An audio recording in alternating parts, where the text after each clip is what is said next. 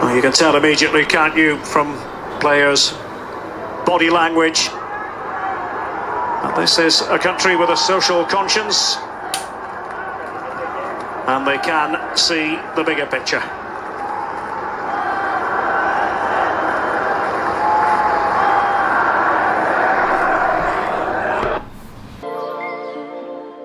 So hi everyone, welcome back to my channel. I'm Vishwan Subramaniam. So today I'm gonna talk about what can cause a cardiac arrest.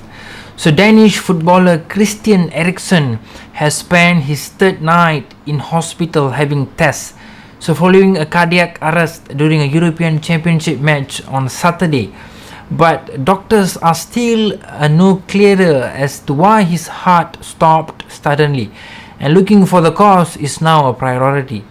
So it was a 29-year-old fighting for his life. Professor Sanjay Sharma, cardiologist and chairman of the Football Association Expert Cardiac Committee, said. So one of the most common causes of a cardiac arrest is a life-threatening abnormal heart rhythm, according to the British Heart Foundation (BHF). Other causes include cardiomyopathy, a disease of the heart muscle affecting its size, shape or thickness, which can be inherited, or inflammation of the heart muscle.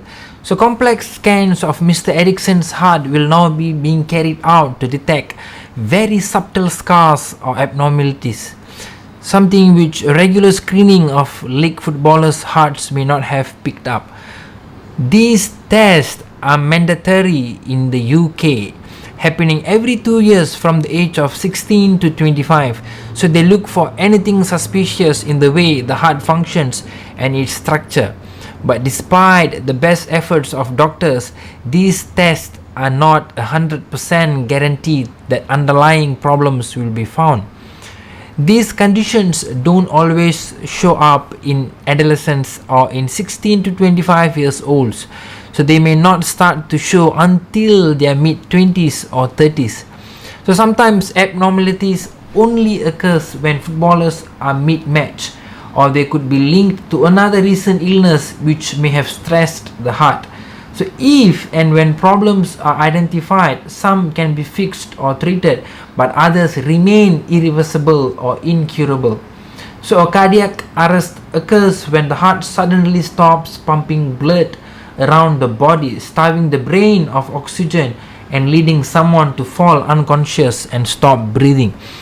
So it is actually different to a heart attack, which occurs when the blood supply to the heart muscle is cut off, often because of a clot in one of the coronary arteries. Rare incidents. So Mr. Eriksen is not the only footballer to have suffered a cardiac arrest. In 2012, another footballer, Fabrice Muamba, collapsed on the pitch and his heart stopped for 78 minutes. Marc-Vivien Foe died while playing for Cameroon, aged 28, and former England defender who was a Spurs coach died in 2017, aged 44.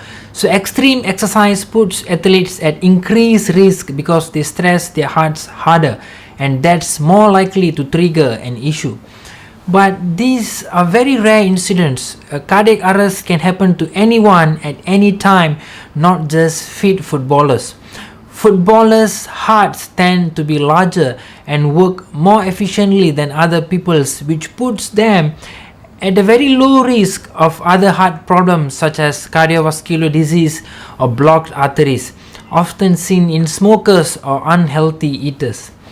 But if additional stress is put on the heart from dehydration, heat, or a recent illness, that could have an impact. So performing CPR can more than double a person's chances of survival in some cases. So every second counts when someone suffers a cardiac arrest. So the more of us that know how to perform CPR, the more lives that can be saved. So do you think that it's so important for us to learn CPR, or is it irrelevant for some of us? So that's all for today. I hope you enjoy the video. Please do like, share and subscribe to my channel, and do not forget to click on the bell icon to receive more from myself. I'll see you in the next video. And there is clear distress here. quick reactions from the